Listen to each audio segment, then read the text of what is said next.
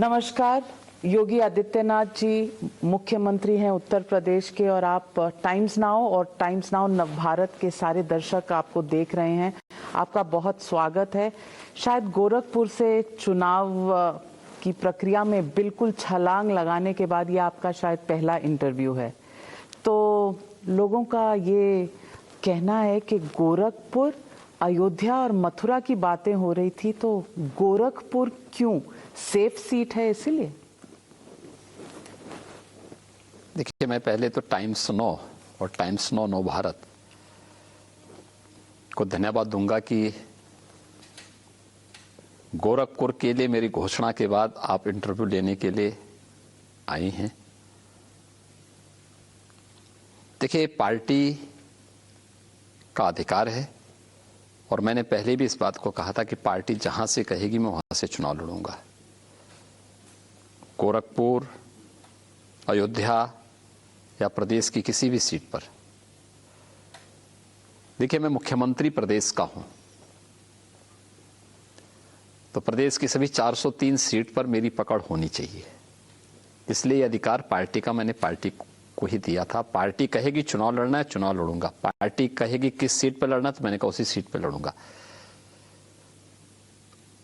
गोरखपुर मेरे लिए नया नहीं है। गोरखपुर से मैं 5 बार सांसद रहा हूं। स्वाभाविक रूप से मेरी परंपरागत सीट है। मैं पिक एंड चूज नहीं किया। वहां से मैं जुड़ा रहा हूं, वहां मेरी जड़ें हैं और मुझे वहां से चुनाव लड़ने का अवसर प्राप्त हुआ है। मैं इसके लिए पार्टी के प्रति, प्रधानमंत्री जी के प्रति, राष्ट्रीय अध्यक्ष जी के प्रति, संसदीय बोर्ड के प्रति आभार व्यक्त करता हूं। ये तो बहुत विनम्र सा जवाब हुआ योगी जी, क्योंकि बड़ा प्रिडिक्टेबल सा जवाब है, जबकि इलेक्शन सब कहते हैं अनप्रिडिक्टेबल हुआ करते हैं। इसमें पता नहीं होता कि क्या होना है क्या नहीं होना है। तो लोग जानना चाहते हैं कि आपका व्यक्तिगत चुनाव कहां से लड़ने का आपकी इच्छा थी। देखिए, जब व्यक्ति सार्वजनिक जीवन में रहता है तो उसका व्यक्तिगत कुछ नहीं रह जाता है। हम एक विचारधारा, एक पार्टी से जुड़े हैं। पार्टी के अनुशासन और पार्टी के नियमों के साथ जुड़े हुए हैं। पार्टी जिस सीट से कहती, मैंने पहले दिन ही कह दिया था कि पार्टी जिस सीट से कहेगी, जहां से कहेगी वहां से चुनाव लड़ेंगे और उसी सीट पर मैं चुनाव लड़ रहा हूं जहां से पार्टी मुझसे कही है। आपको अजीब नहीं लगता कि पहले विपक्ष कहता था कि इस बार गोरखपुर से नहीं लड़ेंगे, गोरखपुर के जो बाईपोल के रिजल्ट 2018 में थे वो अच्छे नहीं थे, अब देखना मथुरा, अयोध्या कहीं से लड़ेंगे। अब वही लोग कहते हैं कि घर वापसी हो रही है गोरखपुर में क्योंकि वो सेफ सीट है। अखिलेश यादव ने ऐसा कहा है कि मथुरा और अयोध्या की बातें हुई लेकिन गोरखपुर देखिए, मैं इसीलिए बोलना चाहता हूं कि वही अगर मैं अयोध्या से लड़ता तो लोग बोलते गोरखपुर से भाग गए। मैं मथुरा से या पश्चिमी उत्तर प्रदेश से किसी सीट से लड़ता तो लोग मुझे यही कहते। मैं बुंदेलखंड या कहीं और से लड़ता, वहां से भी लोग मुझे यही कहते। आज जब मैं गोरखपुर से, जिस सीट पर मैं 5 बार सांसद रहा हूं, वहां से विधानसभा का चुनाव पहली बार लड़ने का मुझे अवसर प्राप्त हो रहा है और मैं वहां से चुनाव लड़ रहा हूं, पार्टी ने मुझे वहां से अपना अधिकृत प्रत्याशी बनाने की घोषणा की है, तो विपक्ष के पास कोई मुद्दा नहीं। देखिए, गोरखपुर की सीट वंशवादी, जातिवादी, परिवारवादी सोच की सीट नहीं, और उस सीट पर उसी मिथक को तोड़ने के लिए, आखिर अखिलेश यादव भी प्रदेश के मुख्यमंत्री रहे हैं, उनको भी तो किसी 403 विधानसभा सीटों पे जाके देखना चाहिए ना। क्यों उस सीट पर जाते हैं जिस सीट पर जाति विशेष का वोट ज्यादा है? ये एक सामान्य अंतर है। यह अंतर वही जो चुनाव में साफ दिख रहा है। हम लोग राष्ट्रवाद, विकास और सुशासन के मुद्दे पर कार्य कर रहे हैं। हमारा राष्ट्रवाद सबको सुरक्षा और सबकी आस्था का सम्मान का प्रतीक है। उनके लिए चुनाव एकमात्र उद्देश्य से सत्ता प्राप्त करने का साधन है और सत्ता वंशवादी, परिवारवादी, विकृत मानसिकता को आगे बढ़ाने का एक उनका प्रतीक है। इसके अलावा कुछ भी नहीं है। सत्ता में आएंगे, अपने परिवार को ही प्रदेश मान लेंगे, उससे इतर सोच नहीं सकते। न गांव का, न गरीब का, न किसान का, न नौजवान का, न महिलाओं का, न व्यापारियों के बारे में, समाज के किसी भी तबके के बारे में प्रशासन पे कोई पकड़ नहीं, देश और दुनिया के बारे में कोई जानकारी नहीं। और फिर ऐसे लोगों से उम्मीद आप क्या कर सकते हैं? जो व्यक्ति 12 बजे सो के उठता हो, उसके बाद तैयार होने में 2 घंटे लगते हो, फिर उनके जैसे बच्चों की तरह साइकिलिंग का समय आ गया हो, फिर ट्विटर आकर के बताएंगे कि आज ये चीज रट करके बोल देना मीडिया में, उतना बोल करके फिर वे अपनी साइकिलिंग के लिए निकल जाएंगे। ये इससे प्रदेश नहीं चलता है। उत्तर प्रदेश जैसे राज्य को चलाने के लिए जज्बा चाहिए, उसको चलाने के लिए पेन लेना पड़ेगा, सम विषम परिस्थितियों में हिम्मत खोए बगैर आगे बढ़ना पड़ेगा। और भारतीय जनता पार्टी की डबल इंजन की सरकार ने प्रदेश में यह करके दिखाया है। आपने जो कहा उससे 2 सवाल उठते हैं। आपने कहा परिवारवाद। अब परिवारवाद उन्होंने आपको वापस जवाब दिया कि परिवार के सारे लोग तो उठाकर आप अपनी पार्टी में ला रहे हैं, तो परिवारवाद उनका तो आपने खत्म कर दिया, आप सबको ले आए यहाँ। और ये आपका डिफेंसिव एक्शन लगता है, क्योंकि आपके यहाँ से 3 कैबिनेट मंत्री उनके यहाँ चले गए, तो आपने एक बदले की भावना से उनके परिवार को तोड़ने की कोशिश की। हमने किसी को तोड़ा नहीं है, हमने किसी को तोड़ा भी नहीं है, न हमने किसी को रोका है।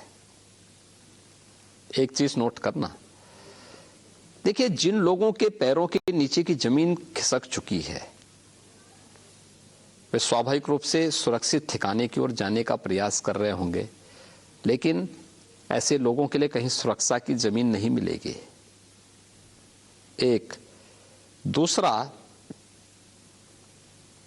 मुलायम सिंह जी की छोटी बहू श्रीमती अपर्णा यादव ने बीजेपी ज्वाइन किया है।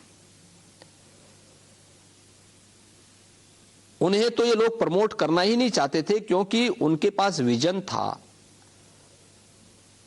उनकी सोशल एक्टिविटीज से लोग परेशान थे कि वो गौरक्षा का काम क्यों करती है, दिव्यांग जनों के लिए क्यों काम करती है, तमाम अन्य एक्टिविटीज में सोशल वेलफेयर से जुड़ी हुई स्कीम के साथ क्यों जुड़ी हुई है, क्योंकि उसका एक सोशल दायरा है, सामाजिक दायरा है। और इसके ठीक विपरीत इस समाजवादी कुनबे का जो दायरा था, ये असामाजिक था। गुंडा तत्वों को प्रश्रय देना, दंगाइयों को प्रश्रय देना, पेशेवर माफिया और अपराधियों को प्रश्रय देना और उसके माध्यम से भय का एक वातावरण बनाना। तो ये तो वही था ना कि कहा कबीर कैसे, यानी कह रही में कैसे निभे बेर केर का संग। उन्होंने तो बीजेपी ज्वाइन करते समय एक बात को कहा कि मैं बीजेपी में वंशवादी, परिवारवादी सोच के साथ नहीं, राष्ट्र आराधना की सोच के साथ आया हूं। प्रधानमंत्री मोदी जी के कार्यक्रमों को, कार्यशैली से प्रभावित होकर के बीजेपी ज्वाइन करना चाहती हूं। क्या समाजवादी पार्टी के कुनबे में कोई इतना बोलने का साहस कर सकता है? अगर ये साहस उनमें होता, एक ही परिवार में अध्यक्ष भी, उसी परिवार का राष्ट्रीय महासचिव भी, उसी परिवार का जो है प्रदेश का भी पदाधिकारी, राष्ट्रीय पदाधिकारी, सभी जगह उसी परिवार के सारे लोग होंगे, यही तो समाजवाद है।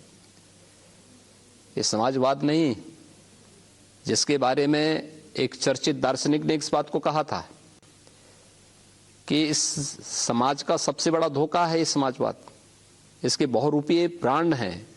एक माफियावादी समाजवाद है, परिवारवादी समाजवाद है, वंशवादी समाजवाद है, जातिवादी समाजवाद है। नाम ये डॉक्टर लोहिया का लेते हैं, लेकिन लोहिया की विचारधाराओं की सबसे ज्यादा हत्या इन्होंने की है। लोहिया के विचारधार लोहिया ने कहा था एक पक्के समाजवादी को संपत्ति और संतति की से दूर रहना चाहिए। ये लोग उसमें आकंड डूबे हुए हैं। इनसे क्या उम्मीद करते हैं? न इनसे प्रदेश उम्मीद करता है और न देश ही कोई उम्मीद करता है। योगी जी, सवाल ये है कि आपने कहा आप गोरखपुर जाएं तो आप कह रहे हैं वहां कास्ट का नहीं है, जाति का कोई नहीं है, परिवारवाद नहीं है। वो अगर जाते हैं करहल मैनपुरी में तो आप कहते हैं कास्ट कॉम्बिनेशन पर जा रहे हैं। आप ये भी तो मानिए कि मुलायम सिंह जी अब उतने एक्टिव पॉलिटिक्स में नहीं है। अखिलेश यादव ने अपनी पूरी पार्टी को आगे बढ़ाया है, बल्कि कांग्रेस और बीएसपी को पछाड़कर अगर कोई टक्कर दे रही है पार्टी बीजेपी को तो वो अखिलेश यादव समाजवादी पार्टी की। तो वो तो 403 सीटों पर अखिलेश यादव के नाम पर ही लड़ रहे हैं ना ये चुनाव। देखिए, तो उनकी क्यों आपको समझना चाहिए कि लड़ाई कमजोर है? मैं कहाँ कह रहा हूँ कोई कमजोर है, कहाँ भी कह रहा हूँ कोई मजबूत है। ना मैं कमजोर कह रहा हूँ ना मजबूत कह रहा हूँ। तो चुनाव के रिजल्ट 10 मार्च को बता ही देंगे। 2019 में भी बता चुका है। जब ये महागठबंधन बनाए थे, मोहन जी की गोदी में बैठ करके अपनी नैया पार करना चाहते थे, तब भी प्रदेश की जनता ने इनको 5 सीटों पर सीमित कर दिया था। जब बाप से मिली हुई सत्ता को संभाल नहीं पाए थे और 2014 में शर्मनाक हार समाजवादी पार्टी से प्रदेश में हारी थी, तब भी सबने इस चीज को देखा है। 2017 में भी सत्ता में रहते हुए जिस शर्मनाक हार को समाजवादी पार्टी ने देखा है, 10 मार्च 2022 समाजवादी पार्टी फिर एक शर्मनाक हार के लिए तैयार होगी। आप इसको देखना। सवाल ये है कि लोगों का कहना है ये भी कि आप इसको जो 2 हॉर्स वाला रेस है, इसको कहीं ना कहीं बाकी पार्टियां जो हैं वोट काटेंगी और उससे शायद आपको फायदा होगा। लोगों का कहना है कि अगर सिर्फ विकास की बात होती तो विकास चलता। ये जो जाति समीकरण पर सीट दिए जाते हैं, आपके यहाँ से दलित और ओबीसीज मिलाकर 60% जो पहली लिस्ट में सीटें थी ओबीसीज और दलित्स को दी। तो अगर आप जाति के हिसाब से नहीं करना चाहते, हम जाति के आधार पर नहीं देते हैं, लेकिन सामाजिक न्याय का प्रतिनिधित्व सही मायने में अगर कोई करता है, आप देखें सामाजिक न्याय की बात करने वाले लोग चुनाव में उनकी पहली सूची जो आती है उसमें किस प्रकार के तत्वों को उन्होंने स्थान दिया। कैराना के प्लान के लिए जिम्मेदार लोग, मुजफ्फरनगर के दंगाई, सहारनपुर में सिखों के खिलाफ दंगा करके और गुरु घर पर हमला करने वाले लोगों को,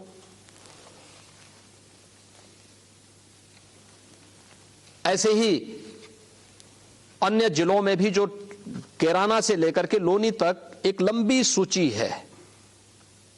बुलंदशहर में, स्याना में, लोनी में, ठाकुरद्वारा में, यानी जगह जगह जो टिकट दिए हैं इन लोगों ने, ये सूची बताती है कि इनकी मानसिकता क्या है।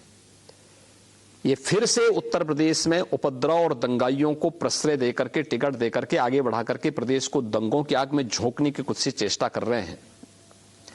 और भारतीय जनता पार्टी ने अपनी पहली सूची जो जारी की है, ये सही मायने में सामाजिक न्याय का प्रतिनिधित्व करती है। बिना किसी भेदभाव के हर तबके को प्रतिनिधित्व भी देती है, लेकिन उसमें कोई जातिवाद का बू नहीं आता। हमने जाति के आधार पर टिकट नहीं दे, लेकिन हाँ, हर समाज के हर तबके को प्रतिनिधित्व मिले। जो समाज में अपनी सेवा देने में सक्षम है, हर व्यक्ति है, लेकिन कम और ज्यादा जो हमारी स्क्रीनिंग के बाद सामने आए, हमने उनको टिकट हमने भी दे दिया। और उसकी तुलना पब्लिक अगर करेगी तो भारतीय जनता पार्टी सामाजिक न्याय को सही मायने में अपनी सूची के माध्यम से भी और अपने कार्यक्रमों के माध्यम से भी, डबल इंजन की भारतीय जनता पार्टी की सरकार ने उस सामाजिक न्याय को क्रियान्वित भी किया है और अपने टिकट में वितरण में भी उसको लागू किया है। समाजवादी पार्टी की सरकारें जब भी थी, दंगा, अपराध, अराजकता, गुंडागिर्दी के अलावा कुछ नहीं था प्रदेश में, और आज उनकी सूची में भी यही सब कुछ है। उनके जितने नुमाइंदे आप कह रहे हैं दंगाई हैं, कोई केस प्रूव नहीं हुआ है। वैसे आपके सूची में भी कुछ लोग हैं, करीब 20-25 लोग तो हैं जिनके क्रिमिनल रिकॉर्ड हैं। तो अगर उनके खिलाफ कोई कोर्ट से आदेश नहीं आया है और उनको आप चांस दे सकते हैं, तो आप उंगली समाजवादी पार्टी पर कैसे उठा सकते हैं, ये उनका सवाल। पेशेवर दंगाई कैराना का इनका प्रत्याशी क्या है? क्यों भागा था जब उसके खिलाफ कोई मामले नहीं थे? तो क्यों भागा था? बीजेपी ने किसी भी ऐसे व्यक्ति को टिकट नहीं दिया है जो न्यायालय का भगोड़ा हो या पेशेवर अपराधी हो। सार्वजनिक जीवन में राजनीतिक मुकदमे हो सकते हैं, लेकिन अपराध को कोई पेशा बना करके एक सामान्य नागरिक के जीवन को जीना हराम कर दे, व्यापारियों का अपहरण कर ले, इसको अपना पेशा बना ले, ये चीजें तो नहीं चल सकती हैं। ये चीजें नहीं चल सकती, इसको स्वीकार नहीं किया जा सकता है। बीजेपी ऐसे लोगों को कतई प्रश्रय नहीं देती है। अन्याय के खिलाफ लड़ना अलग विषय है, लेकिन अपराध को और अराजकता को अपना पेशा बना करके समाज में भय और दहशत का माहौल बनाना, ये अस्वीकार्य होना चाहिए। इसको किसी भी स्थिति में स्वीकार नहीं करना चाहिए। समाजवादी पार्टी ने ऐसे लोगों को टिकट दिया। आप राष्ट्रवाद की बात करते हैं और आज सबसे बड़ा चार्ज आप पर जो विपक्ष ने लगाया है कि आपने अमर जवान ज्योति बुझाकर अब वॉर मेमोरियल पर इसको शिफ्ट कर दिया है, तो ये कैसा राष्ट्रवाद? देखिए, राष्ट्रवाद, हमारा राष्ट्रवाद भारत के प्रत्येक नागरिक को सुरक्षा, उसकी समृद्धि और उसके सम्मान के साथ जुड़ा हुआ है। इस देश का सौभाग्य है और हम आभार व्यक्त करते हैं, अभिनंदन करते हैं प्रधानमंत्री मोदी जी का, आजादी के बाद जिन्होंने देश के उन सभी वीरों के शौर्य और पराक्रम की गाथा को वार मेमोरियल के माध्यम से देश के सामने और दुनिया के सामने रखा है। ज्ञात और अज्ञात उस सभी सैनिकों के नाम आज उस वार मेमोरियल पे अंकित हो चुके हैं। मुझे वहां जाने का सौभाग्य प्राप्त हुआ है और मैं चाहूंगा कि हर देशवासी को, हर प्रदेशवासी को वहां जाके देखना चाहिए। अपने सैनिकों के शौर्य और पराक्रम पर गौरव की अनुभूति कराने वाला वार मेमोरियल आजादी के बाद क्यों नहीं बन पाया?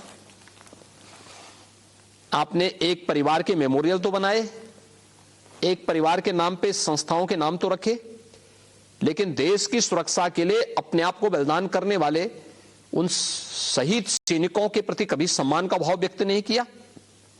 आज तो बीजेपी की सरकार ने किया है, मोदी जी के नेतृत्व में काम हुआ है, और अमर जवान ज्योति जहां पे उनके नाम अंकित हैं वहां जलेगी, तो उन सभी अमर शहीद सैनिकों को अपने भारत के शौर्य और पराक्रम पर भी गौरव की अनुभूति होगी। अमर जवान ज्योति सदैव के लिए उनको अमरता का संदेश देने वाली होगी। दूसरा, अमर जवान ज्योति पर भारत माता के अमर शहीद नेताजी सुभाष चंद्र बोस की भव्य प्रतिमा लगाने की घोषणा प्रधानमंत्री जी ने की है। कौन ऐसा भारतीय है जो भारत माता के ऐसे वीर सपूत पर गौरव की अनुभूति न करता हो? और नेताजी सुभाष चंद्र बोस, भारत का हर व्यक्ति गौरव की अनुभूति करता है। ये दोनों काम कोई कर रहा है तो ये भारतीय जनता पार्टी की, मोदी जी के नेतृत्व की सरकार ही कर रही है। कोई भारतीय इस पे उंगली नहीं उठा सकता। भारत की सुरक्षा पे सेंध लगाने वाले ये लोग जो भारत के सैनिकों पर उंगली उठाते हैं, भारत के सैनिकों के शौर्य और पराक्रम पर प्रश्न चिन्ह खड़ा करते थे, वही लोग टीका टिप्पणी कर सकते हैं, लेकिन सामान्य भारतीय, हर भारतीय वार मेमोरियल पर प्रधानमंत्री मोदी जी का अभिनंदन करता है और नेताजी सुभाष चंद्र बोस की भव्य प्रतिमा अमर जवान ज्योति पर लगाने की घोषणा का भी अभिनंदन करता है। योगी जी, जो लोग कह रहे थे कि 26 जनवरी को नेताजी सुभाष चंद्र बोस का ताबलो नहीं अलाउ किया जा रहा, बंगाल की सरकार इस पर काफी आपत्ति भी जता रही थी, मुख्यमंत्री ममता बनर्जी ने कई चिट्ठियां भी लिखी हैं प्रधानमंत्री को, क्या ये उनको जवाब है? देखिए, एक तो बंगाल सरकार की कार्य पद्धति को हम लोगों ने भी देखा है और किसी भी स्कीम में वहां की सरकार अपना योगदान नहीं देती है। आप देखें कि पूरे देश के अंदर प्रधानमंत्री किसान सम्मान निधि का लाभ किसानों को मिला, बंगाल की सरकार ने अपने यहां लागू नहीं होने दिया, जिसमें हर किसान को 6,000 रुपए सालाना मिल रहे हैं। उत्तर प्रदेश में 2,54,00,000 किसानों को इसका लाभ मिल रहा है। अब तक हम उत्तर प्रदेश में 41,000 करोड़ रुपए उन किसानों के बैंक खाते में भेज चुके हैं। पूरा पैसा भारत सरकार दे रही है। देश के अंदर 10 करोड़ किसानों को इसका लाभ मिल रहा है। बंगाल के अंदर वहां के किसानों को क्यों, वेस्ट बंगाल की सरकार क्यों नहीं देती है? उनको तो केवल आंकड़े देने थे, पैसा डीबीटी के माध्यम से किसान के खाते में जाता है, लेकिन उसमें भी राजनीति। आयुष्मान भारत योजना, जिसमें हर गरीब को 5 लाख रुपए की स्वास्थ्य बीमा का कवर मिल रहा है, उसको भी वो लागू नहीं होने देना चाहते हैं। यानी एक गरीब को फ्री उपचार मिले, ये उन्हें स्वीकार्य नहीं। एक गरीब को फ्री में मकान मिले, ये उनको स्वीकार्य नहीं।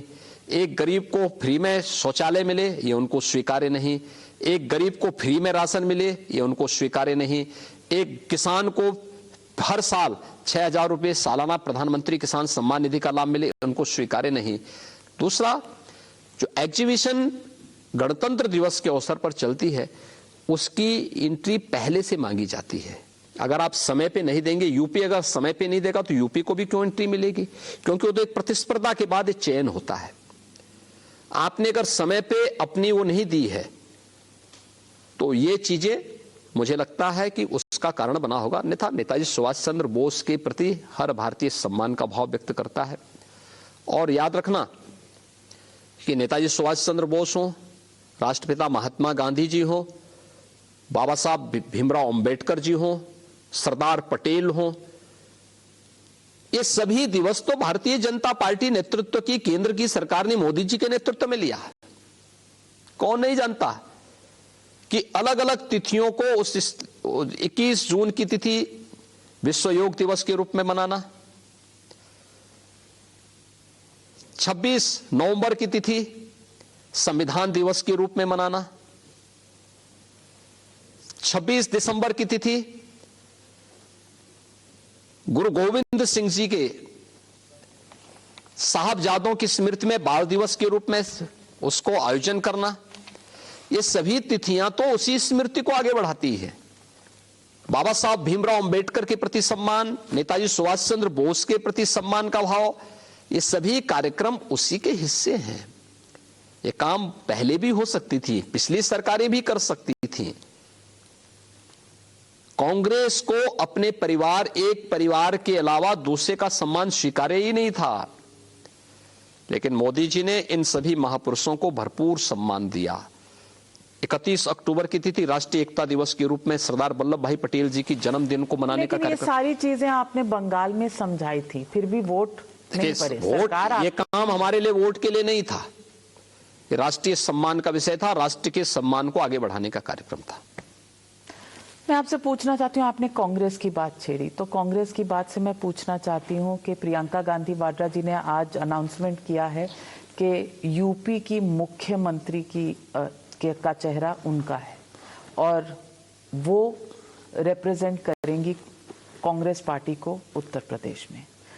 मैं आपसे पूछना चाहती हूँ, क्या आप वेलकम करेंगे कि वो भी चुनाव लड़ें? वो तो लड़ी रही है, अब लड़ने का है, वो तो लड़ी रही है। उन्होंने तो कोई सीट नहीं घोषित। और मैं क्या कह रहा हूं ना, सवाल ये है कि ये काम उस पार्टी का है, हमारी पार्टी का नहीं है। ये कांग्रेस का आंतरिक मामला है। हर व्यक्ति को चुनाव लड़ने का अधिकार है, हर व्यक्ति को चुनाव लड़ने का अधिकार है। आप कैसे रोक सकते हैं? क्या मैं अखिलेश जी को रोक सकता हूं? मैं कौन होता हूं रोकने वाला? वो पार्टी तय करें।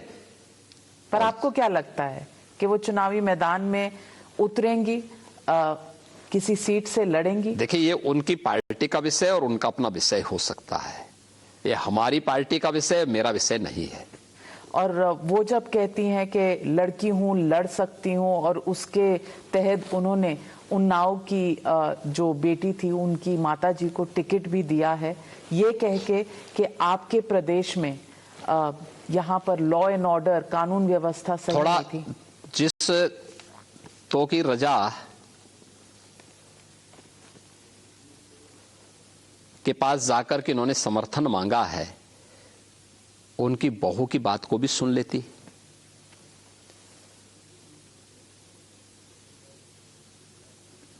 कांग्रेस शासित राज्यों में जिन बेटियों पर अत्याचार हुआ है, हो रहा है, उनकी पीड़ा को भी वो सुन लेती।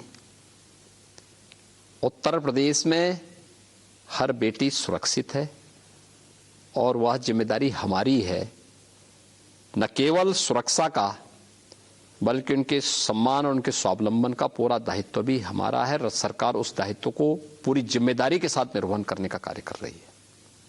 पर फिर भी हर चुनाव के वक्त या हर वक्त जब विपक्ष उठाता है हाथरस और उन्नाव का सवाल और उस वाकये में जो जो हुआ, कहीं ना कहीं सवाल तो खड़े होते हैं प्रशासन। देखिए, हमें जो कार्रवाई करनी थी हमने कार्रवाई की। हमने कभी किसी अपराधी को बचाने का प्रयास नहीं किया। अगर घटना घटित हुई तो उसमें त्वरित एक्शन भी हुआ। दूसरा, न्यायालय ने एसआईटी का गठन किया, वो जांच कर रही है। मामला सीबीआई के पास है, सीबीआई उसका इन्वेस्टिगेशन कर रही है। हम किसी निष्कर्ष पर तो पहुंचे। पहले मुद्दा उठाने से कौन रोक रहा है? आप लाग उठाइए, उसके परिणाम भी आपके सामने आएंगे। सच को जाने बगैर अगर आप मुद्दों को उठा रहे हैं तो ये आपका विषय है, आपका अधिकार है।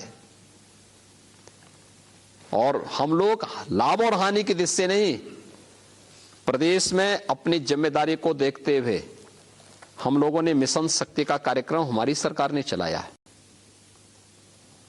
अपराधी कोई भी हो, उसके खिलाफ कठोरतम कार्रवाई की। सुरक्षा का बेहतर वातावरण हमारी सरकार ने दिया। न केवल बेटियों को बल्कि प्रदेश के अंदर प्रत्येक महिला को सुरक्षा, सम्मान और स्वावलंबन की ओर अग्रसर हमारी सरकार ने किया। आज भयमुक्त वातावरण प्रदेश के अंदर है एक, और ये सुरक्षा और कानून व्यवस्था की बेहतरीन स्थिति ने प्रदेश के अंदर निवेश की संभावनाओं को भी आगे बढ़ाया। यही उत्तर प्रदेश था जिस उत्तर प्रदेश में हर निवेशक आने से डरता था, क्योंकि जब वो स्वयं ही सुरक्षित नहीं, उसकी पूंजी कहां से सुरक्षित होगी। आज तो प्रदेश में 4 लाख करोड़ का निवेश हो रहा है, लेकिन आपकी पर कैपिटा इनकम गिरती चली जा रही है। पर कैपिटा इनकम 5% थी, अब 1.8% है। हमारे पर कैपिटा इनकम पहले से दुगनी हुई है। ये नंबर नहीं बताते, मैं क्या कह रहा हूं, नंबर मैं क्या कह रहा हूं, पहले से दुगनी हुई है। पहले उत्तर प्रदेश में जब हम लोग आए थे, यहां पे 43,000 सालाना पर कैपिटा इनकम थी। आज ये बढ़कर के प्रदेश के अंदर 90,000 यहां सालाना यहां की पर कैपिटा इनकम है यूपी की। यूपी में पर कैपिटा इनकम बढ़ी है। उत्तर प्रदेश के अंदर, उत्तर प्रदेश की अर्थव्यवस्था में डबल की वृद्धि हुई है। उत्तर प्रदेश के बजट में हम 3 गुना उत्तर प्रदेश के बजट को बढ़ाए हैं। 2013 से 2017 5% की पर कैपिटा इनकम थी, 3% पर आई 18 से 20 में, और 18 से 22 तक का अगर आप ले लें तो 1.8%। ये आरबीआई के की डेटा है जो एक प्रसिद्ध अखबार ने छापे हैं। इसके अलावा अगर मैं बताऊं एजुकेशन बजट, तो ये 16.7% थी जो टोटल एक्सपेंडिचर होता है, घट के 12.5% हो गई है। और 30% लोग इस वक्त गरीबी रेखा के नीचे हैं उत्तर प्रदेश में, जबकि नेशनल एवरेज 22% है। उत्तर प्रदेश की गरीबी रेखा, देखिए, एक तो उत्तर प्रदेश में हम अनएम्प्लॉयमेंट रेट पर जाएं, इसमें अनएम्प्लॉयमेंट की भी वो होंगे जी, 4.83% इस समय है। 2016-17 में क्या थी? 18% से ऊपर थे। उसको भी बोलिए ना, आप उसको क्यों नहीं बोलना चाहते? उत्तर प्रदेश में 2000 अनएम्प्लॉयमेंट प्रदेश की पर कैपिटा इनकम के साथ जुड़ती है। जब 18% से अधिक अनएम्प्लॉयमेंट रेट हो, उस समय समाजवादी पार्टी की सरकार थी। हमारी सरकार के समय हमने प्रदेश के अंदर रोजगार सृजन का कार्यक्रम किया, प्रदेश के परंपरागत उद्यम को प्रोत्साहित किया, प्रदेश के अंदर सुरक्षा का बेहतर वातावरण दिया, प्रदेश के अंदर अधिक से अधिक निवेश लेके आए। आज यहाँ की एम्प्लॉयमेंट रेट आज के दिन की जो आई, आज लेटेस्ट जो आई है, आप पुराने उसको पढ़ रहे हैं, आज नया मेरे उससे ले लीजिए, 4.9 उत्तर प्रदेश की अनएम्प्लॉयमेंट रेट है। ये उत्तर प्रदेश का नया वो आया है, इसको भी आपको नोट कर लेना चाहिए। एक दूसरा, उत्तर प्रदेश के अंदर पहले शिक्षा की क्या स्थिति थी, आज शिक्षा की स्थिति क्या है। उत्तर प्रदेश में जब हम लोग आए थे, बेसिक एजुकेशन जो है, स्कूल थे तो भवन नहीं थे, भवन है तो शिक्षक नहीं थे, शिक्षक हैं, भवन है तो विद्यार्थी नहीं है, और जहां पर तीनों हैं वहां पे कर्फ्यू के कारण खुलते ही नहीं थे। ये उत्तर प्रदेश की शिक्षा की स्थिति थी। आज उत्तर प्रदेश में ऑपरेशन कायाकल्प के माध्यम से बेसिक एजुकेशन में, देखिए हमारी सरकार को 5 वर्ष में से कायदे से 3 वर्ष का ही कार्यकाल कार्य करने का मिला है, ये तो आप भी जानते होंगे। कोविड ने काफी समय खराब किया। इन 3 वर्षों में सरकार की अचीवमेंट को भी तो आप देखिए, 54 लाख नए विद्यार्थी जुड़े हैं हमारे विद्यालयों में, 1.5 लाख नए शिक्षकों की भर्ती हुई है, और ऑपरेशन कायाकल्प में 1,30,000 से अधिक विद्यालयों को हम लोगों ने अच्छी फ्लोरिंग बनाई, बालक बालिकाओं के लिए अच्छे टॉयलेट दिए, उनमें पेयजल की सुविधा उपलब्ध कराई, उनको सोलर लाइट की व्यवस्था उन पे दी जिससे परमानेंट वहां लाइट की व्यवस्था दी जा सके, स्मार्ट क्लासेस दी, वहां पर हम लोगों ने लाइब्रेरी दी, वहां पर अन्य सुविधाएं दी। आज वहां पे 54 लाख बच्चे बढ़े हैं। प्रदेश के अंदर हम लोग जिन क्षेत्रों में विश्वविद्यालय नहीं थे, वहां पे हमने गवर्नमेंट के पहले स्टेट यूनिवर्सिटी उपलब्ध करवाई। सहारनपुर में मां शकंबरी के नाम पर, अलीगढ़ में जाट आइकॉन राजा महेंद्र प्रताप सिंह जी के नाम पर, आजमगढ़ में राजा महाराज सुहेल देव के नाम पर, मेरठ में एक नई स्पोर्ट्स यूनिवर्सिटी दी है मेजर ध्यानचंद जी के नाम पे, लखनऊ में अटल जी के नाम पे मेडिकल यूनिवर्सिटी बना रहे हैं, प्रयागराज में नेशनल लॉ यूनिवर्सिटी बना रहे हैं डॉक्टर राजेंद्र प्रसाद जी के नाम पर, गोरखपुर में आयुष विश्वविद्यालय बना रहे हैं। ये सभी नए विश्वविद्यालय हैं। हम लोगों ने ऐसे ही जिन विकास खंडों में इंटर कॉलेजेस नहीं थे, वहां पे इंटर कॉलेजेस का निर्माण शुरू किया। जहां पे डिग्री कॉलेजेस नहीं थे, उनमें कॉलेजेस का, वहां डिग्री कॉलेजेस भी उपलब्ध करा रहे हैं। हमारे बजट का दायरा भी तो बढ़ा। जब 2 लाख करोड़ था, तब बजट प्रदेश का था 16%। आज प्रदेश का बजट है 6 लाख करोड़। 6 लाख, 3 गुना प्रदेश का बजट बढ़ा है। और प्रदेश में हेल्थ इंफ्रास्ट्रक्चर और एजुकेशन इंफ्रास्ट्रक्चर पर हम लोगों ने जो ध्यान दिया है, आज उसमें उसी प्रकार का परिवर्तन भी देखने को मिला है। तो योगी जी, ऐसा क्यों है कि जो ग्राफ बीजेपी का हम ट्रैकर चला रहे हैं, टाइम्स नाउ नवभारत वीटो का एक ट्रैकर चल रहा है जो हर हफ्ते ईसीजी की तरह नापता है कि किसकी कौन आगे बढ़ रहा है, कौन पीछे से आगे निकल रहा है। तो उसमें 3 हफ्तों में कम से कम बीजेपी के जो आंकड़े 250 सीटों की प्रोजेक्शन में आ रहे थे, वो थोड़े गिरे ही हैं, बढ़े नहीं हैं, जबकि अखिलेश यादव गेन करते हुए नजर आ रहे हैं। 140 से 150 बीजेपी आगे जरूर है, लेकिन ग्राफ कुछ कम हो रहा है। आप इस बात को मानती है ना कि बीजेपी की सरकार बन रही है? अभी तक के प्रोजेक्शन बता रहे हैं, बाकी मैं तो, क्या कर रहा हूं, आप मानते हैं ना, राज्य की जनता बताएगी। हमने 5 साल सरकार चलाई है, और 5 साल सरकार चलाने के बाद इस बात को मानते हैं ना, सरकार के खिलाफ कोई एंटी इनकम्बेंसी नहीं, एक। दूसरा, आप इस बात को मानती हैं कि बीजेपी सरकार बना रही है, फुल मेजोरिटी की सरकार बना रही है, 2। तीसरा, मुझसे नोट करा ले, मेरी बात को नोट कर लें, 10 मार्च 2022 को जब प्रदेश के चुनाव परिणाम आएंगे, समाजवादी पार्टी एक शर्मनाक हार के लिए तैयार बैठी, उसको मानसिक रूप से तैयार बैठना चाहिए। मैं इस बात को गारंटी के साथ आपके सामने कह सकता हूं। वो कह देंगे आपने पहले से ही ईवीएम प्रोग्राम कर लिया। मैं क्या कर रहा हूं, हम ये तो पंचायत चुनाव में भी वो लोग कहे थे, लेकिन हम आज फिर इस बात को कह रहे हैं कि ये शर्मनाक हार उनकी होगी। शर्मनाक हार मतलब? देखिए, वो बुरी तरह हारेंगे, वो 100 से नीचे आएंगे, और 100 बीजेपी 300 प्लस पार करेगी, फिर से एकदम पार करेगी, आप देखना। और पहली सूची जारी होने से, मैंने आपको जो बता दिया कि पहली सूची जारी होने के साथ ही जो चीजें सामने आई हैं, उसके साथ ही इलेक्शन पूरी तरह अपने उसको पकड़ चुकी है कि इलेक्शन को किस मोड़ पर आगे बढ़ना है, कैसे आगे बढ़ना है, और वो चीजें आज उस रूप में आगे बढ़ती भी जा रही हैं। मैं आपसे फिर पूछना चाहती हूँ कि 3 ओबीसी लीडर, हाँ, आपके मंत्री थे कैबिनेट में, हाँ, वो छोड़कर चले गए हैं। स्वामी प्रसाद मौर्य जी हों, हाँ, या सैनी जी हों, या हाँ, चौहान साहब हो, दारा सिंह चौहान साहब, ये ओबीसी लीडर हैं। हाँ, और जो भी बाहर निकला है, उन्होंने कहा है कि वो स्वेच्छा से जो भी इशू रेज करते थे, उनको, उनकी बातों को, उनका वजन नहीं होता था कैबिनेट की मीटिंग्स में, उनकी हाँ, बातें मानी नहीं जाती थी। हाँ, और आपने ओबीसी समाज के लिए कुछ नहीं किया 5 साल। हाँ, क्या ये धक्का नहीं है आपके लिए? देखिए, इस प्रकार की अवसरवादिता से सरकारें नहीं चलती हैं। सरकार जिस दिन हम लोगों ने गठित की थी,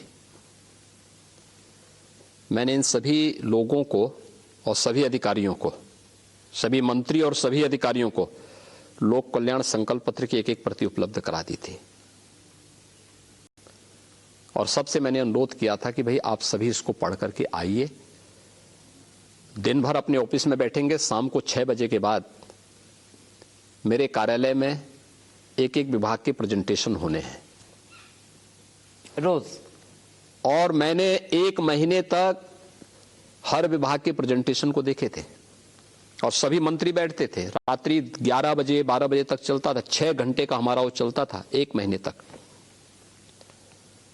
और मैंने कहा इसी दौरान लक्ष्य तय होने हैं। फ्रीक्वेंट चर्चा होती थी, ऐसा भी नहीं कि कोई लॉन्ग लपेट हो। एक तरफ प्रशासनिक अधिकारी पीछे बैठते थे, सामने मंत्रीगण बैठते थे मेरे साथ में, और मैं पूछता था कि जिसको जो क्वेरीज लेनी हो बोल दो, क्योंकि इसी के अनुसार आपको अपनी पॉलिसी तय करनी है। देखिए, कैबिनेट की बैठक होती है, मंत्री को इतना मालूम होना चाहिए कि मंत्री प्रस्ताव प्रस्तुत करता है। अगर प्रस्ताव आप प्रस्तुत कर रहे हैं और आपको जानकारी नहीं है, तो इसका मतलब आपकी योग्यता पर स्वयं प्रश्न चिन्ह खड़ा हो रहा है। मुख्यमंत्री किसी विभाग का प्रस्ताव नहीं लेके आता है, वो विभाग लेके आता है। दूसरा, जिस दल में ये लोग गए हैं, उनसे पूछा जाना चाहिए कि उस समाजवादी पार्टी के समय में, देखिए, हर व्यक्ति को जाने आने का पूरा अधिकार है। लोग जानेंगे तो, अतृप्त आत्माएं हैं तो घूमेंगी, तो हमेशा घूमती रहेंगी, कभी कांग्रेस में रहे होंगे, कभी बसपा में, फिर सपा में, फिर बीजेपी में, फिर घूम फिर करके देखेंगी, जहां ठोर ठिकाना मिले तो फिर अपने लिए उसी प्रकार का वो करेंगे। तो उनकी आत्मा को कभी तृप्ति नहीं मिलती है, भटकते रहना है। लेकिन सामाजिक न्याय क्या है, मैं यही पूछना चाहता हूं। गरीब का हड़प लेना, कमजोर का हड़प लेना, तो इन मंत्रियों ने हड़पा था। जिन 43 लाख गरीबों को एक आवास मिले हैं, क्या वो गरीब नहीं है? क्या वो पिछड़ा नहीं है? क्या वह दलित नहीं है? क्या वो मेरे नातेदार रिश्तेदार हैं?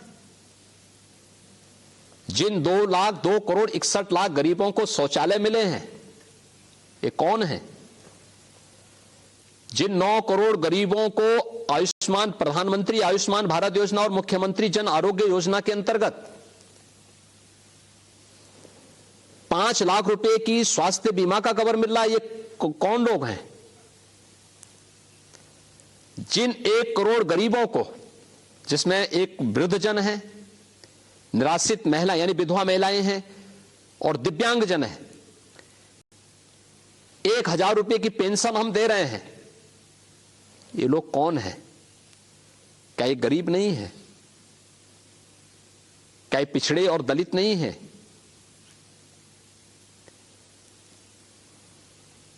जिन गरीब कन्याओं की शादी हम लोग मुख्यमंत्री सामूहिक विवाह योजना के माध्यम से कर रहे हैं, कौन है? उसमें तो ये सभी लोग शामिल हो रहे थे। जिन 15 करोड़ गरीबों को डबल इंजन की सरकार डबल डोज राशन दे रही है, ये लोग कौन है? यानी इनको ये पसंद नहीं था कि गरीबों को फ्री में राशन मिले, इनको ये पसंद नहीं था कि गरीब को मकान मिले, इनको ये पसंद नहीं था कि गरीब को फ्री में स्वास्थ्य का 5 लाख का सालाना स्वास्थ्य बीमा का कवर मिले, इनको ये स्वीकार्य नहीं था कि गरीब के घर में बिजली चमके, बिजली लगे, इनको ये स्वीकार्य नहीं था कि गरीब के घर में भी रसोई गैस के चूल्हे जले, इनको ये स्वीकार्य नहीं था कि हर गरीब को सुरक्षा की सुरक्षा मिले। पहले जो समाजवादी पार्टी की सरकार में होता था कि गरीब के अन्न का जो खाद्यान्न था वो ब्लैक हो जाता था और वो पैसा किसी इत्र माफिया के घर में दीवालों के अंदर कैद करके रख दिया जाता था। आज जब जेसीबी और बुलडोजर चल रहा है ना और वो पैसा निकल रहा है, तो इनको तब बुरा लगता है जब किसी माफिया, पेशेवर माफिया जो किसी व्यापारी और किसी गरीब की संपत्ति को कब्जा करता था, उस माफिया पे जब बुलडोजर चलता है तो उस माफिया के प्रति इनकी संवेदनाएं हैं, उनकी संवेदना इन गरीब, इन किसान, इन दलित और इन पिछड़ों के प्रति नहीं है। सच्चाई यह है कि इनकी संवेदना उन माफियाओं के प्रति थी, जिन माफियाओं पर हमने कार्रवाई की। 2014 में, 17 में, 19 में यही छोटी पार्टियां आपको पसंद थी।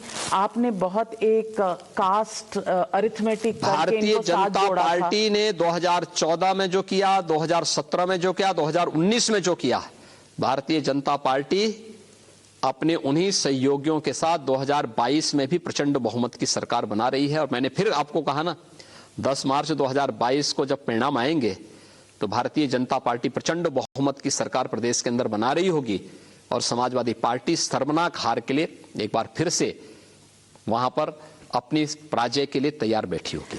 योगी जी, आपने अखिलेश यादव पे कहा 12 बजे उठते हैं, साइकिलिंग करते हैं, आपको कैसे पता? देखिए, बातचीत होती है? क्यों नहीं बातचीत करेंगे? उनसे बातचीत होती? हाँ, मेरी अखिलेश जी से बातचीत होती है, मेरी बहन जी से बातचीत होती है, मैं मुलायम सिंह जी का भी हालचाल लेता हूँ।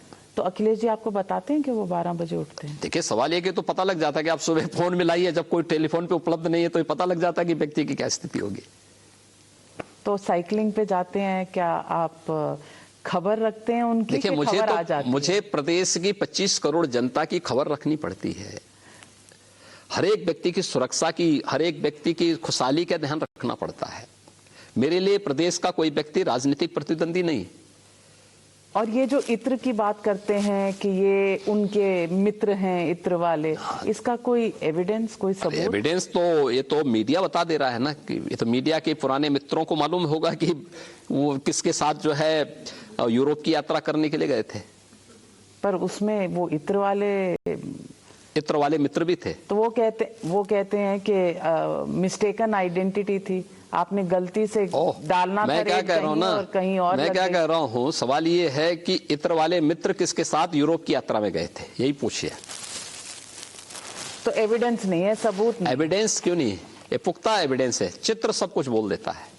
मैं आपसे ये भी पूछना चाहती हूँ कि रीटा बहुगुणा जोशी एक और महिला हैं जिन्होंने खड़े होकर ये कहा है कि आप अपर्णा यादव जी को ले आए हैं तो अब लखनऊ कैंट से उनको लड़वाएंगे, और वो भी मांग रही हैं। तो कुछ आपके घर में पार्टी के हर प्रत्याशी को, हर कार्यकर्ता को टिकट मांगने का अधिकार है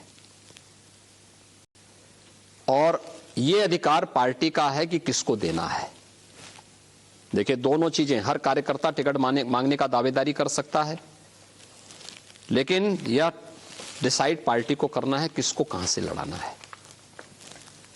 तो पार्टी नहीं देगी टिकट और कुछ और लोग चले जाएंगे तो इसका मैं फर्क क्या नहीं कह रहा हूं पड़ेगा? ना, ये पार्टी तय करती है। पार्टी जो भी करेगी सोच समझ करके करेगी। पार्टी बिना दबाव के, बिना संकोच के, हर एक तबके को सम्मान देते हुए अपना निर्णय लेती है। योगी जी, नाहिद हसन कैराना से लड़ रहे हैं और आज समाजवादी पार्टी ने ये भी पुष्टि की है, क्योंकि सुप्रीम कोर्ट के ऑर्डर के मुताबिक आपको बताना पड़ता है कि जिसके खिलाफ केसेस हैं उनको आप क्यों टिकट दे रहे हैं। तो उन्होंने कहा है कि इससे अच्छा कैंडिडेट और समाज सेवा करने वाला नहीं है। इस पर आप क्या कहेंगे? मैंने पहले कह दिया था कि समाजवादी पार्टी को इसी प्रकार के लोगों में समाज सेवा दिखाई देती है। इनके यहां कहीं नाहिद हसन हैं, कहीं पर सकीफुल रहमान बर्क जैसे लोग हैं जो आधी आबादी के प्रति किस प्रकार की टिप्पणी करते हैं और तालिबान का खुल के समर्थन करते हैं। इनके पास इसी प्रकार की पूरी इनकी पहली और दूसरी सूची देखिए ना पहले। तो लखीमपुर खेड़ी में जो हुआ उसमें आशीष मिश्रा तो जरूर गए जेल, लेकिन 6 दिन बाद, और उनके पिता अभी भी मंत्री की कुर्सी पर बैठे। देखिए, कैराना की घटना को लखीमपुर से तुलना नहीं की जा सकती। एक लखीमपुर की घटना दुर्भाग्यपूर्ण घटना थी। सरकार ने क्विक एक्शन लिया, कार्रवाई की। सरकार कोई भी कार्रवाई बिना एविडेंस के नहीं करेगी। पुख्ता प्रमाण के आधार पर जहां पर जो कार्रवाई हुई, हमने नियमानुसार कार्रवाई की। लेकिन घटना घटित होने के बाद विपक्ष ने जिस तरीके से माहौल को खराब करने का प्रयास किया, उसको वर्ग संघर्ष की तरफ बढ़ाने का प्रयास किया, हमारी पुलिस ने उसको रोका। तो वहां की शांति और सौहार्द को नहीं बिगड़ने दिया। और उसके बाद सभी कार्रवाई संपन्न होने के बाद फिर नियमानुसार कार्रवाई भी की। आज माननीय उच्चतम न्यायालय की देखरेख में एक जुडिशियल कमीशन और एसआईटी इस पूरे मामले को देख रही है, और वही इस मामले में आगे क्या कार्रवाई होनी है, कब कार्रवाई होनी है, ये सब वही देखेगा। इसमें राज्य सरकार इसमें कहीं भी नहीं है। आलोचक आपके कहते हैं कि 6 दिन अगर आशीष मिश्रा घूमता रहा तो इसलिए क्योंकि उनके पिता मंत्री थे बीजेपी की सरकार में दिल्ली में। देखिए, हमने किसी का बचाव नहीं किया और न किसी को, हाँ हमारे पास एविडेंस चाहिए थे। एसआईटी हमने तत्काल गठित की थी और हमारी एसआईटी ने जो कार्रवाई की है उसी कार्रवाई को सभी लोग आगे बढ़ा रहे हैं। कोई भी ऐसा तो नहीं है कि कोई नया एविडेंस किसी दूसरे ने जुटा दिया हो। हम लोगों ने सभी लोगों के बयान लिए थे और सभी लोगों से हमने तथ्य मांगे थे।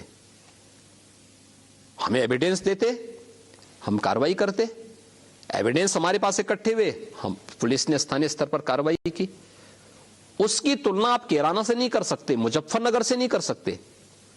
और मुख्यमंत्री आवास में किसी भी व्यक्ति को सम्मानित भी नहीं किया गया।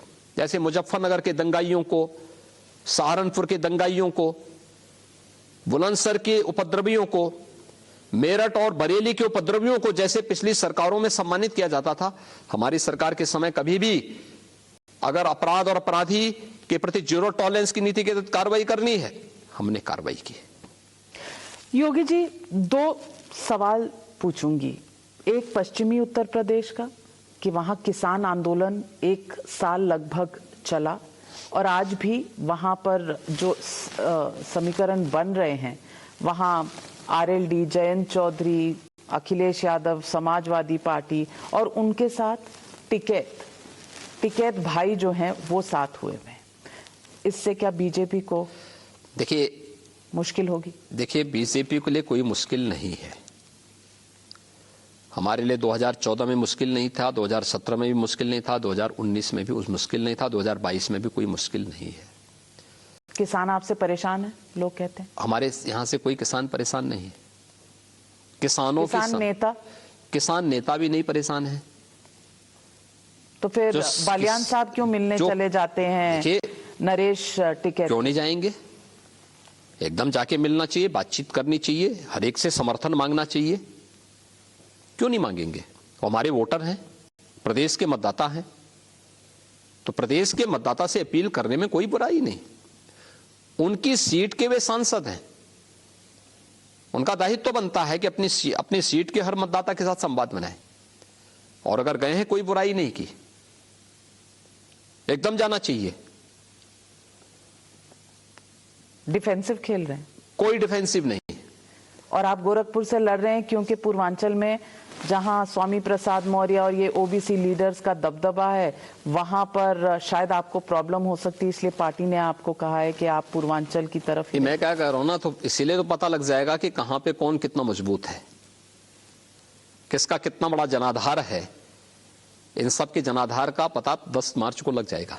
चुनाव हिंदुत्व पे होगा, विकास पे? क्योंकि बहुत दिनों से विकास की बात नहीं सुनी। राष्ट्रवाद, सुशासन और विकास, चुनाव इस पे होगा।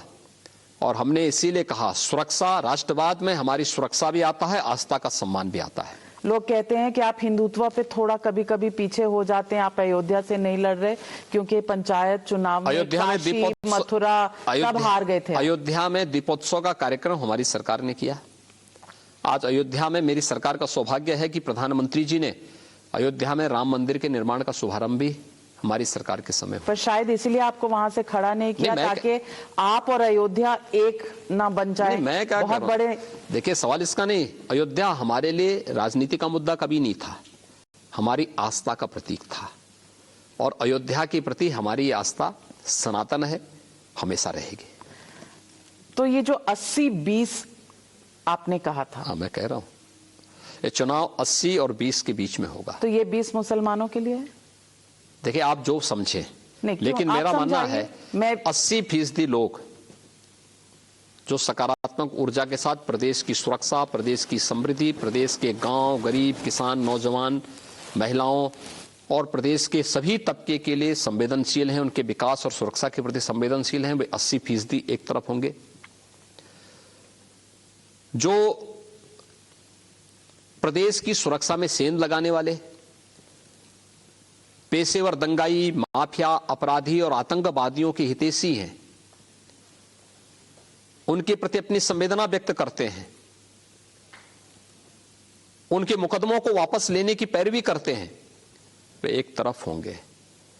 तो ये हिंदू मुसलमान नहीं है, ये लड़ाई 80-20 की होगी। एक तरफ सकारात्मक ऊर्जा, एक तरफ नकारात्मक ऊर्जा। डबल इंजन की सरकार ने सकारात्मक ऊर्जा को इतना मजबूत कर दिया है कि वो 80% से आगे बढ़ेगा और ये 20% से भी डाउन होते हुए तो सारे मुसलमान नकारात्मक है। मैंने क्या कहा, ये जाति, मत और मजहब का नहीं, ये तो सकारात्मक ऊर्जा और नकारात्मक ऊर्जा की लड़ाई है। योगी जी, जाने से पहले एक सवाल पूछना चाहती हूँ। आजकल गाने बड़े बन रहे हैं हर पार्टी के, तो सब पूछ रहे हैं यूपी में काबा, आप क्या कहें? सब बा, बीजेपी बा, योगी बा? हाँ क्यों नहीं। कितनी सीटें? हमने 325 प्लस कहा था, आज फिर नोट कर ले, बीजेपी 300 प्लस पार करेगी। 300 प्लस। और 10 मार्च को चाहे 300 प्लस हो, चाहे नीचे हो, चाहे 202 से नीचे हो, आप इंटरव्यू जरूर देंगे? हम तो इंटरव्यू के लिए हमेशा तैयार है। आपने हमसे बात की, बहुत बहुत धन्यवाद। गोरखपुर से अनाउंसमेंट के बाद पहला आपका ये इंटरव्यू रहा। उम्मीद है कि अभी तो चुनाव शुरू होने हैं, आपसे फिर मुलाकात होगी, कई जगहों पर हमारी बस भी चलेगी और हम मिलने की कोशिश करेंगे। बस वर्चुअल रैली से काम चल जाएगा पॉलिटिकल पार्टीज का? देखिए, समय के अनुरूप हमें बदलना पड़ेगा। अगर महामारी से लड़ना है तो भारत निर्वाचन आयोग ने जो गाइडलाइन तय की उसका पालन भी करना पड़ेगा। तो गाइडलाइन ऐसी हो सकती है जिसने 2 टीके लगाए हैं वो करवा ले? देखिए, सवाल ये है कि अगर भारत निर्वाचन आयोग ने कोई गाइडलाइन सोच समझ के तैयार की है तो उसका हम पालन करेंगे। और भी तरीके हैं और हर परिस्थिति एक नए आविष्कार को जन्म दे देगी अपने आप ही। तो न्यू एज इलेक्शन के लिए आप भी तैयार हैं और हम भी तैयार हैं। हमारे साथ जुड़ने के लिए बहुत बहुत धन्यवाद। धन्यवाद जी, नमस्ते।